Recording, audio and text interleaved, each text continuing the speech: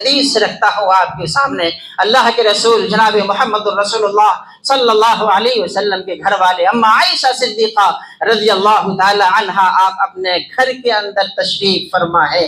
ایک عورت اپنی 2 ننھی بچی کو لے کے آتی ہے اور آ کے سوال کرتی ہے کہ اے اما عائشہ صدیقہ رضی اللہ تعالی عنہا، 3 دن سے ہم نے کچھ نہیں کھایا اور یہ ہمارے بچے بھوک کی وجہ سے بلک رہی ہے، تڑپ رہی ہے، حلق کے اندر اب تک کچھ بھی نہیں اترا۔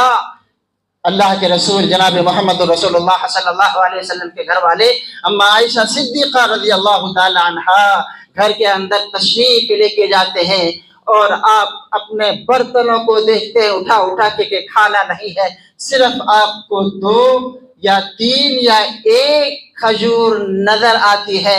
ان 2 کھجور یا 3 کھجور میں سے یا 1 کھجور کو آپ ان عورت کے حوالے کو کر دیتے ہیں۔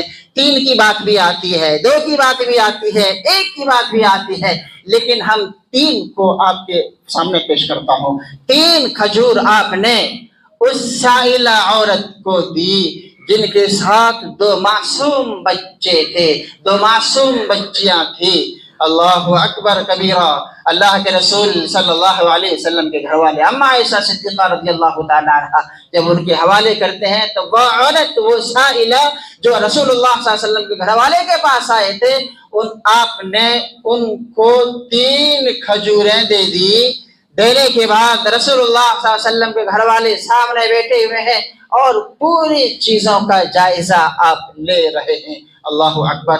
وہ عورت 3 کھجور میں سے 1 کھجور ایک بیٹی کو دیتے ہیں، دوسرا کھجور دوسری بیٹی کو دیتے ہیں، اور تیسرا کھجور جب اپنے منہ کی طرف لے جانا یعنی کہ خود کو کھانا چاہتی ہے، معصوم بچیاں ماں سے التجا کرتی ہے کہ والدہ پیٹ ابھی ہمارا نہیں بھرا۔